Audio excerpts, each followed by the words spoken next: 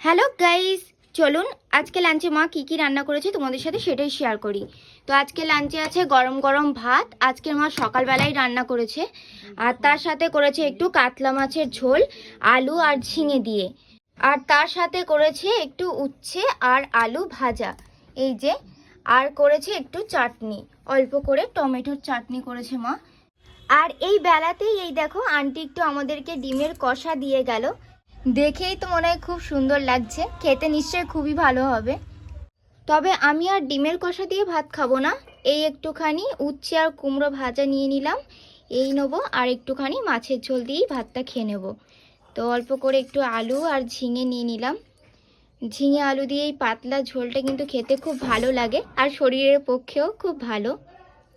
নিয়ে নিলাম পাতলা একটু ঝোল, আর নিলাম এক পিস মাছের পেটি।